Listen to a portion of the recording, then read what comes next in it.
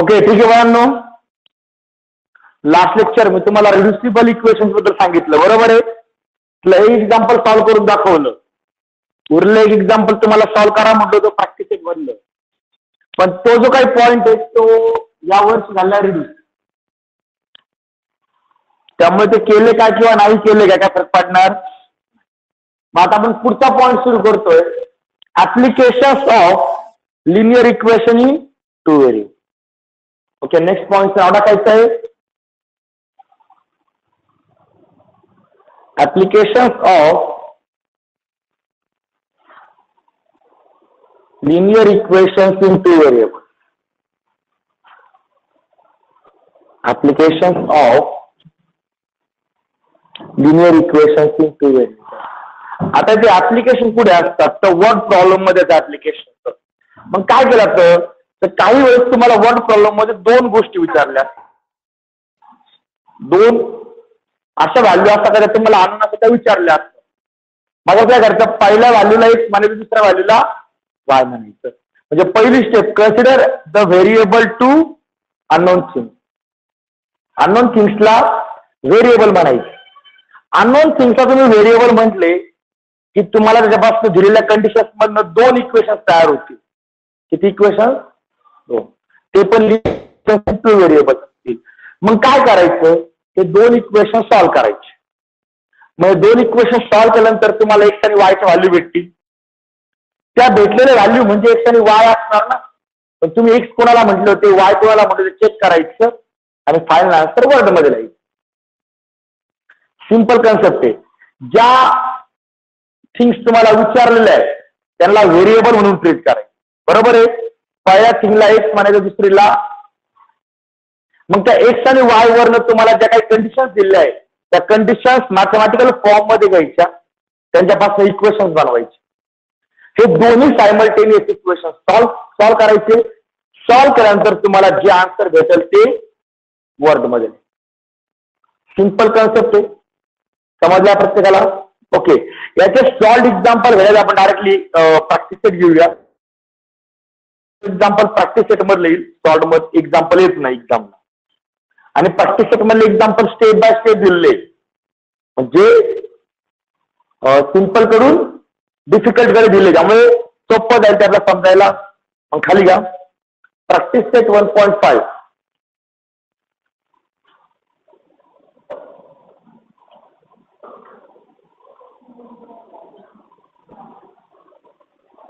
Practice set 1.5.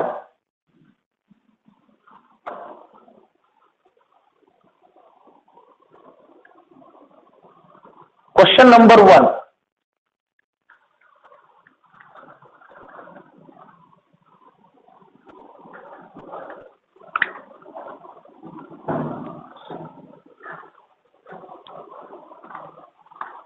Practice set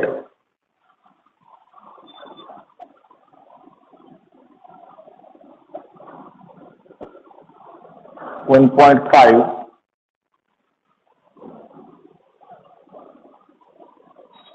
Question number 1.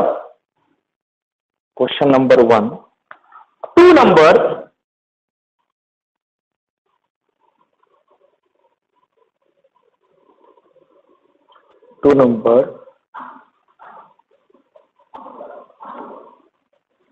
differ by 3. Two numbers differ by 3.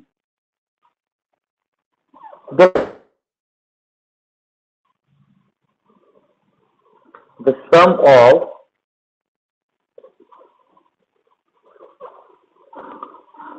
twice the smaller number, the sum of twice the smaller number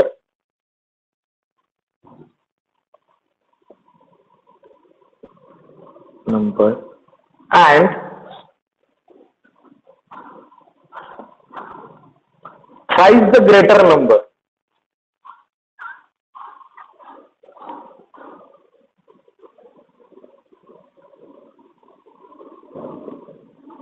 is 19.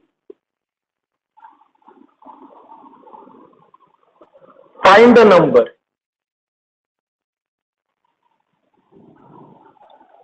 find the number.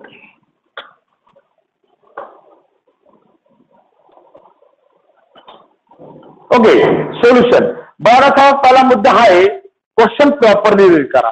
काय होतं एक्झामला तुमच्याकडे word problems quadratic equation मध्ये पण असतात, linear मध्ये पण असतात, आणखी अल्जेब्रिक प्रोग्रेशन मध्ये सुद्धा, अरिथमॅटिक प्रोग्रेशन मध्ये सुद्धा असतात. म्हणजे ते काय होतं एक्झामला गोळ होतो की हा प्रॉब्लेम कोणत्या चॅप्टर मधला आहे. चॅप्टर ओळखायचा नाही, फक्त जिल्हा प्रॉब्लेम सॉल्व्ह करायचा प्रयत्न करायचा. ओके, क्वेश्चन रीड करा. काय द नंबर, 2 नंबर म्हणजे किती नंबर ते डिफर बाय 3, त्यामुळे डिफरन्स किती आहे 3. The sum of twice the smaller number and thrice the is 19. Find the number. अडचण हा, आता फाइंड द नंबर म्हणजे अननोन थिंग्स किती 2, बरोबर आहे. मग पहिल्या नंबरला मी म्हणतो x, दुसऱ्याला म्हणतो y, म्हणजे स्मॉलर ग्रेटरचा उल्लेख आहे ना. मग आपण असं करून घेऊ, स्पेसिफाय करून घेऊ, एकदम स्पेसिफिक आन्सर लिहायचं बरं. आता लेट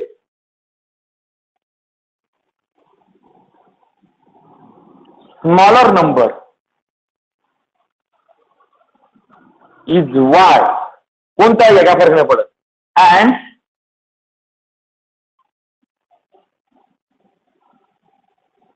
ग्रेटर नंबर इज, अडचण काही, ग्रेटर नंबरला मी म्हटलं, स्मॉलरला वाय म्हटलं. तुमच्याकडून एक्झामला हे उलट झालं, काही फरक पडत नाही. ओके, अकॉर्डिंग टू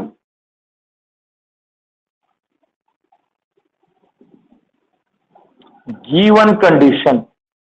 आता बघा डिफरन्स कसा आला रे, 3 आहे, तो पॉझिटिव्ह का निगेटिव्ह. मग डिफरन्स पॉझिटिव्ह कधी येतो, का डिफरन्स पॉझिटिव्ह आला का काय, ग्रेटर नंबर मध्ये स्मॉलर नंबर मायनस केलेला आहे, बरोबर आहे. मग अकॉर्डिंग टू गिवन कंडिशन पहिली कंडिशन काय सांगते की डिफरन्स 5 आहे, डिफरन्स 3, मग ग्रेटर नंबर आहे x, त्यातनं मी स्मॉलर नंबर y मायनस केला, आन्सर किती भेटलं 3. त्या दोघांना डिफरन्स 3. आणि आपण तशी पण सबट्रॅक्शन कशी करतो, मोठ्या नंबर मधून लहान नंबर मायनस करतो, ग्रेटर नंबर मधून स्मॉलर नंबर मायनस करतो. हे भेटलं इक्वेशन नंबर 1. अडचण. ओके, अँड पुढे वाचता, सम ऑफ सम, बरोबर आहे, sum of twice the smaller number, smaller नंबरचा twice, and thrice the greater number is equation number 2.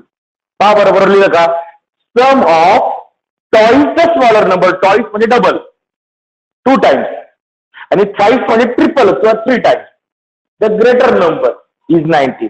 अडचण बोला बरं. म्हणजे त्यांनी जो वर्ड प्रॉब्लेम दिला होता त्याच्यामध्ये मी अननोन्सला व्हेरिएबल म्हटलं, व्हेरिएबल पासून इक्वेशन बनवून घेतले, बरोबर आहे. आता हे इक्वेशन काय करायचे, आपल्याला सॉल्व्ह करायचं. रायटिंग कुणीच करू नका, रायटिंगला वेळ देतो मी. सॉल्व्ह करायचे. सॉल्व्ह करण्यासाठी बाळांनो 2 मेथड, ग्राफिकल यूज करायची नाहीये, सक्षमता आपण घेतलीच नाही. मग राहिला 2 मेथड, अल्जेब्रिक किंवा ग्रामर. आता अल्जेब्रिक वापरून काय फायदा नाही, डायरेक्ट मध्ये अल्जेब्रिक दिली आहे. अल्जेब्रिक कशी वापरणार, इक्वेशन 1 ला 2 ने मल्टिप्लाय करा आणि ते इक्वेशन 2 मध्ये काय करा, ऍड करा, plus 2y minus 2y cancel or exactly, बरोबर आहे. पण अल्जेब्रिक मध्ये वापरायची नाही, कारण की आपला प्रॅक्टिस कोणाची करायची, ग्रामरची. मग हे इक्वेशन कशी सोडवायचं, ग्रामरची. मग ग्रामरचं जर मी इक्वेशन सोडवलं परत पहिले ना, म्हणजे डी भेटेल, डी किती 1 मायनस 1 3 2. करा बरं सिम्प्लिफाय, 1 इंटू 2 मायनस 1 इंटू 3. गोळ नाही करायचा, कारण का डिटर्मिनंट क्लिअर झाले पाहिजे आणि ग्रामर स्वरूप क्लिअर झाला पाहिजे. म्हणून हे एक्झाम्पल मी ग्रामरचं सॉल्व्ह करतोय. म्हणजे हा किती मायनस मायनस प्लस, डी ची व्हॅल्यू किती आली 5, अँड dx. आता dx कसा भेटणार तुम्हाला, हा जो एक्सचे कोइफिशियंट हे कॉन्स्टंटने रिप्लेस करायचे, बरोबर आहे. म्हणजे काय होईल, 319 -1 2 करायचे सॉल्व. 3 × 2 -1 इंटू 3 × 2 6 प्लस 19 म्हणजे dx किती आला, 25. नंतर dy ऑल्सो dy. आता dy कसा भेटणार, डी मध्ये x चे कोइफिशियंट तसेच ठेवायचे आणि बदलायचे कोणते, y चे कोइफिशियंट. म्हणजे हे जे आहेत ना हे बदलायचे. 319 ओके. इथे येईल 1 इंटू -3 इंटू 3 ओके. किती होईल, 19 मायनस किती आला, हा आला dy. अडचण बोला बरं. Okay. Using Cramer's rule.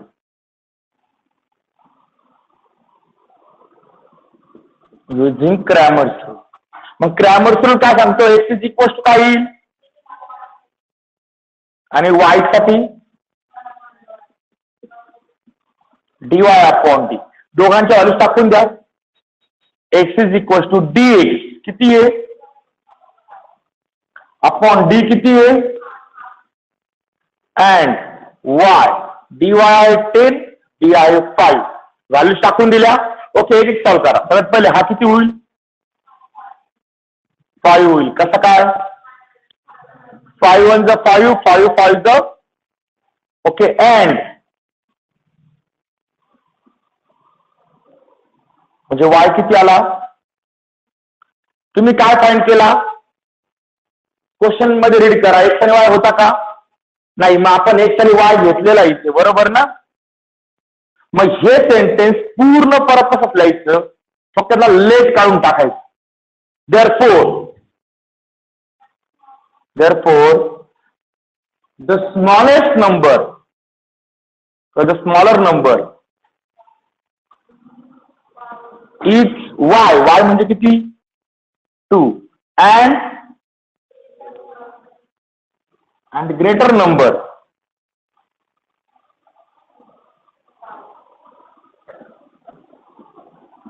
is 5. qy खरं डायरेक्ट दिलं.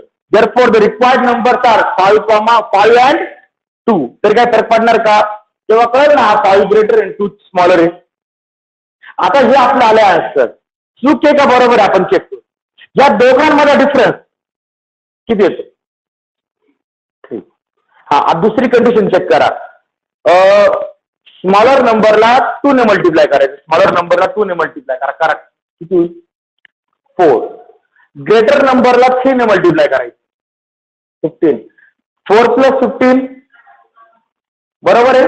म्हणजे आपला आन्सर बरोबर आहे. अडचण बोला, अरे अडचण बोला. ओके. आन्सर लिहायचं प्रत्येकाने.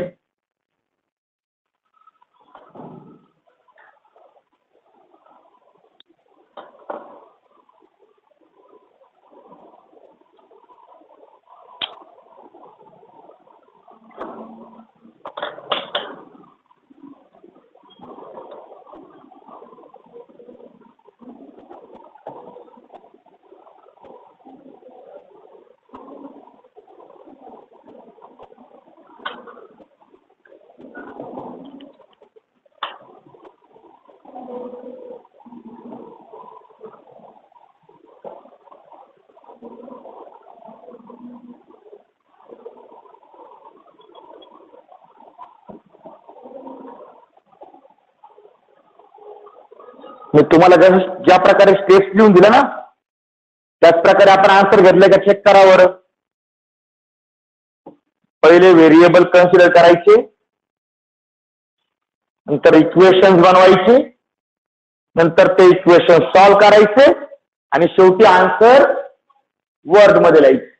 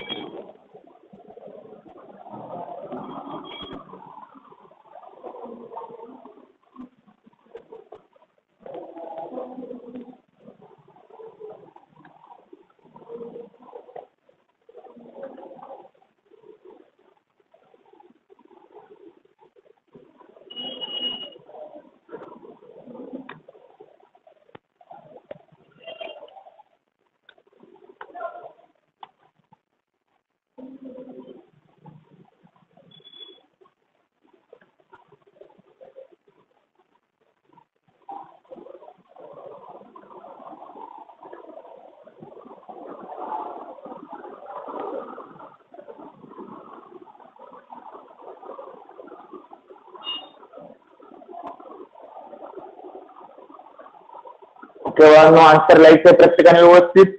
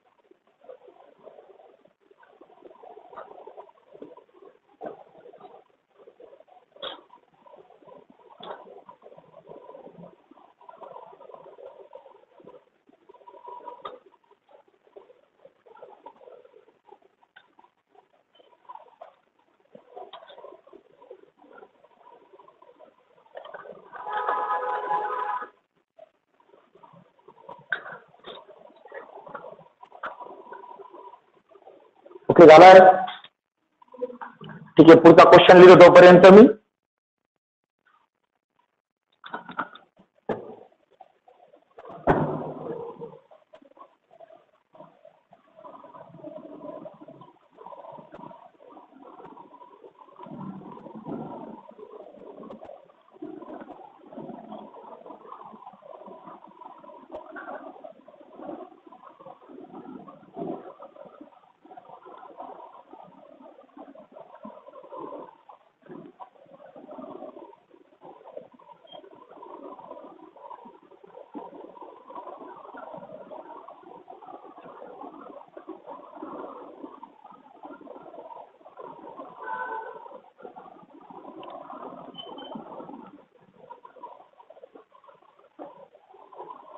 Okay, next question number 2.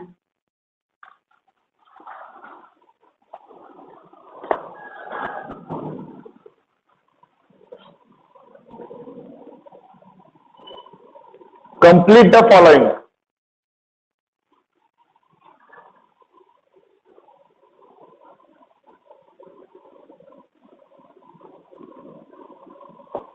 Complete the following.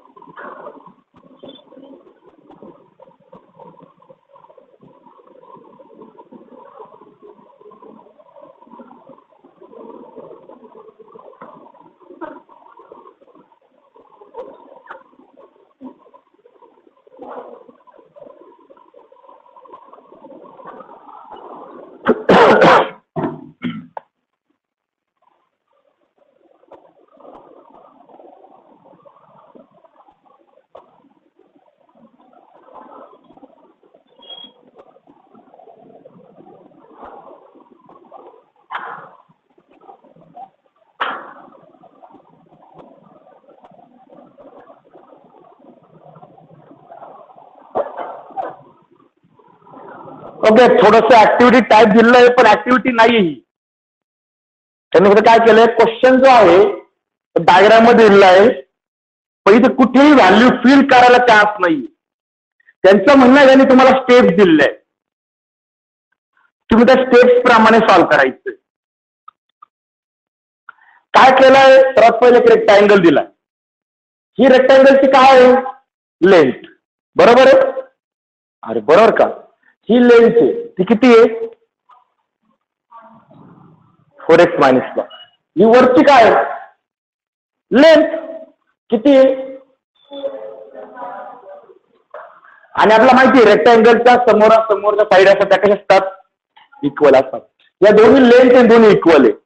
He width आहे किती ती ही पण काय आहे विड्थ.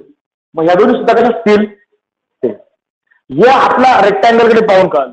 मग काय करायचं find the values of X and Y and then find my perimeter and area. My म्हणजे माझा नाही त्या रेक्टँगलचं कारण की आपण रेक्टँगल बद्दल बोलतो आय एम रेक्टँगल ना. ओके तर या रेक्टँगलचा पेरिमीटर आणि एरिया फाइंड करायचा आहे. मग ठीक आहे बाळांनो मी इक्वेशन करून देतो सॉल्व्ह करा तुम्ही. सोल्युशन आता इथे एक्स वाय घ्यायची गरज आहे का रे ऑलरेडी दिलेलं आहे. पण आता इथे मी लिहितो काय हिअर सर्वात पहिले length is equal to length कोणती रे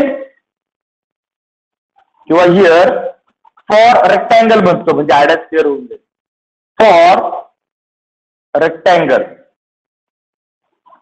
ओके तर पहिला मुद्दा आहे तो लेंथ. पहिली लेंथ कोणती आहे इज इक्वल टू दुसरी लेंथ कोणती आहे आणि आपल्याला माहिती आहे रेक्टँगल मध्ये काय असतं समोर साईड इक्वल असतात. ही आणि ही साईड इक्वल असतात बरोबर आहे दोन्ही लेंथ आहे. आता हे सॉल्व्ह करायचं त्यापासून इक्वेशन बनवायचं आहे मला. मग मी असं करतो हा इकडे निगेटिव्ह होईल हा सुद्धा इकडे आला काय होईल निगेटिव्ह म्हणजे इथे काय होईल 4x minus y minus 2x minus y is equal to आता 4x minus 2x 6x 2x minus y is equal to 8. अडचण ओके हे आलं इक्वेशन नंबर. ओके अँड हे झालं लेंथ बद्दल. विड्थ ओके पहिली विड्थ कोणती इज इक्वल टू दुसरी समोरची विड्थ बरोबर आहे. ओके आता हा इकडे नेतो आणि हा इकडे आणतो म्हणजे काय होईल दॅट इज साईड चेंज करून घेऊ x minus 2y is equal to -4 equation number 2. इथं तुम्ही 2 ने डिवाइड पण करू शकता प्रत्येक टर्मला पण मी केलेलं नाही. ओके दोन इक्वेशन भेटले अरे भेटले का सोडवा क्रॅमर करून मग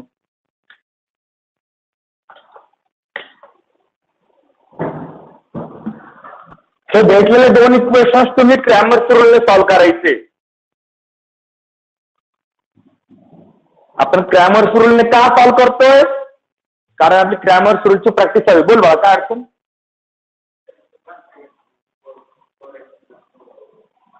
4x मायनस 2x ना मग 4x x कॉमन काढला 4 मायनस 2 किती आला का नाही समजलं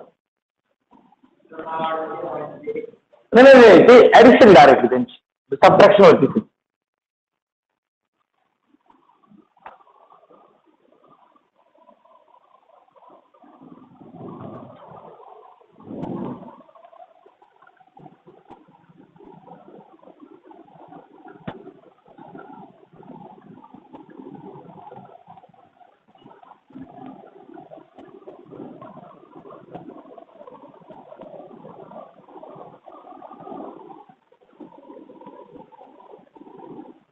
ओके युजिंग क्रॅमर्स रूल तुम्ही सॉल्व्ह करायचं हे या पॉइंट मध्ये माझं काम एवढंच फक्त तुम्हाला इक्वेशन बनवून देणे. इक्वेशन सॉल्व्ह करण्याच्या मेथड आपण ऑलरेडी स्टडी केलेलं आहे तुम्ही अप्लाय करा त्या मेथड.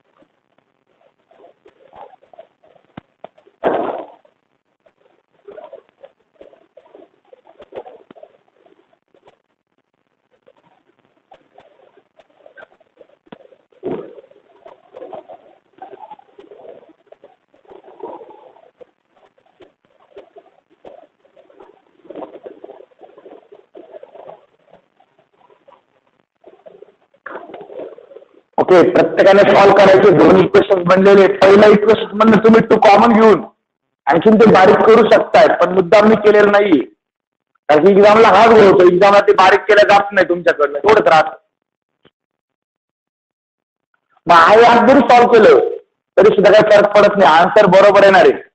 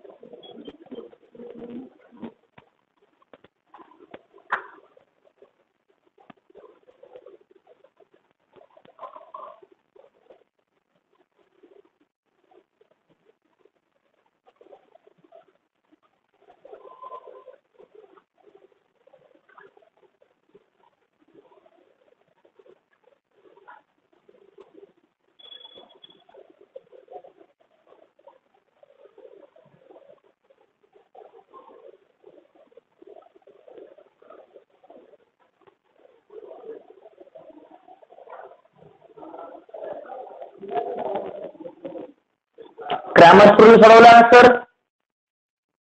आता मी अल्जेब्रा सोडून दाखवणार. तुम्ही क्रॅमरचं सोडवलंय ना.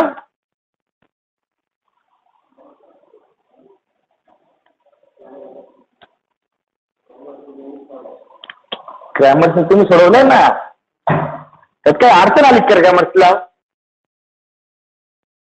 Okay, equation number 2 minus equation number 1 we get. मी सरळ इक्वेशन 2 मधनं इक्वेशन 1 मायनस करून टाकणार आहे. सॉरी, इक्वेशन 1 मधनं इक्वेशन 2 मायनस करतो. म्हणजे काय होईल, 2x minus 2y is equal to 8 is equal to -4. आता सबट्रॅक्शन घ्यायची म्हटल्यावर सगळ्यांचे साईन चेंज करायचे. साईन चेंज करतो, साईन काही नाही म्हणजे प्लस इथे मायनस झालं, हा प्लस झाला, हा प्लस झाला. क्लिअर कट दिसतंय. +2y मायनस 2y, मग 2x minus x is equal to आला 12.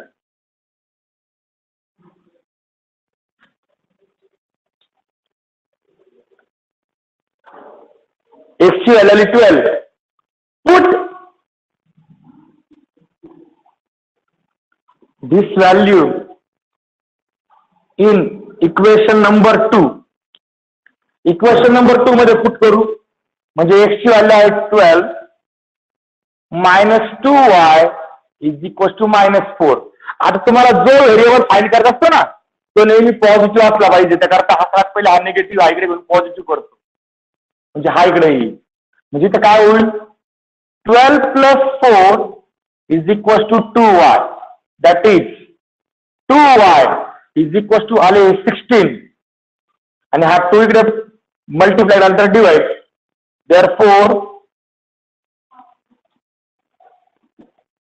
therefore y is equal to किती आला,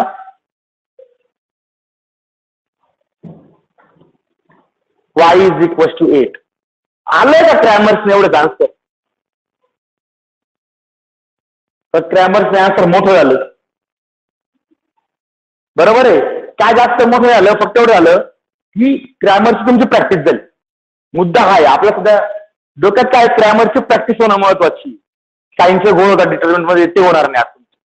ओके, हा भेटत तुम्हाला x आणि y, म्हणजे तुम्ही ही स्टेप बरोबर आली. अजून तुम्हाला काय फाइंड करायचं आहे, पेरिमीटर अँड एरिया.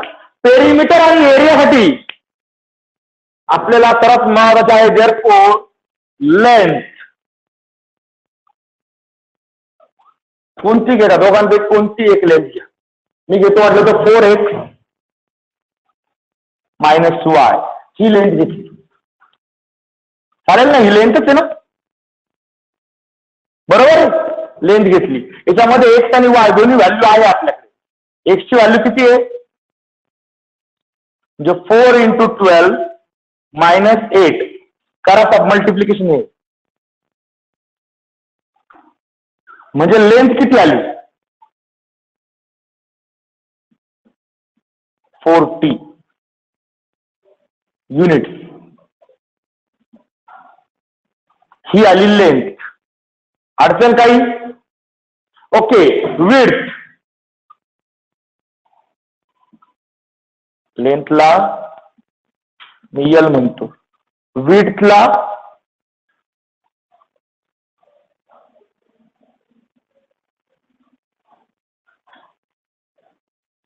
विड्थ नाही तर ब्रेड येईल ना.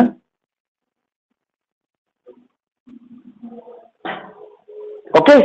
बी म्हणजे इकडे पण ब्रेड असायला पाहिजे.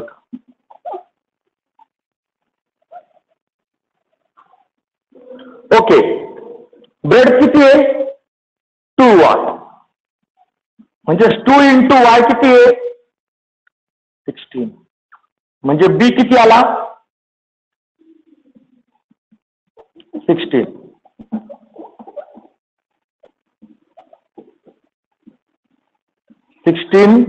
युनिट. आता ब्रेड माहिती आहे आणि लेंथ पण माहिती तुम्हाला, बरोबर आहे, रेक्टँगलची. मग जर रेक्टँगलची ब्रेड आणि लेंथ तुम्हाला दोन्ही माहित असेल तर फॉर्म्युला काय? सर्वात पहिले पेरिमीटरचा formula. Perimeter of is equal to formula काय? 2 × L प्लस टाका व्हॅल्यू 2 × 40 प्लस 16 म्हणजे किती होईल आन्सर? 2 × 56 म्हणजे 112 युनिट. ही आली पेरिमीटर.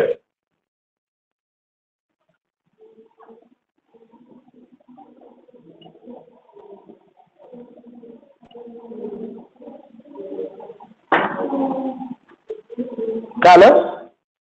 पेरिमीटर ऑफ रेक्टँगल, बरोबर आहे. ओके. नंतर area of rectangle.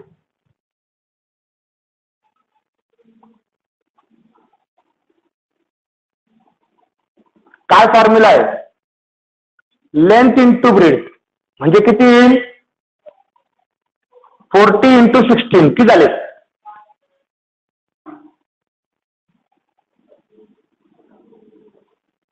Square unit.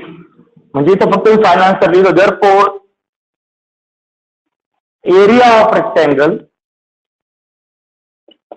Is equal to 640 square unit.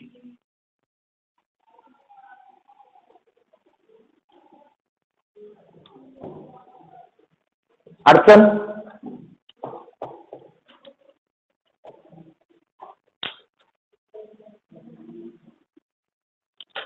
लिहिलं का?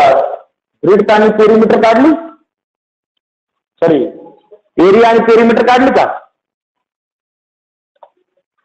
काढा ना.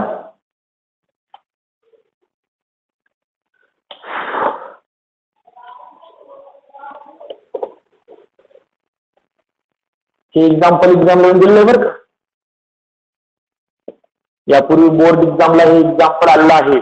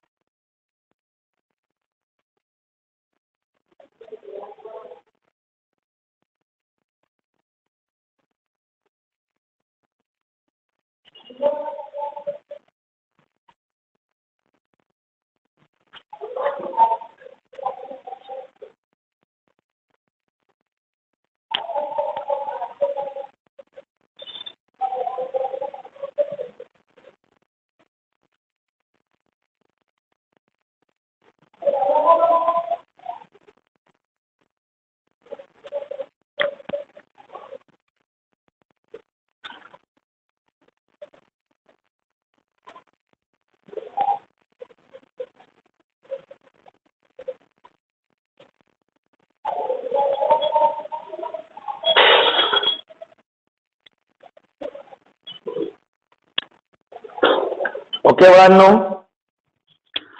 तिसरा क्वेश्चन का आज होणार नाही ते नाही वाटत, 10 मिनिटं उरलेले.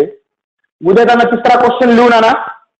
क्वेश्चन म्हणजे तो उद्या आन्सर होईल, म्हणजे 2 दिवसामध्ये चॅप्टर संपला.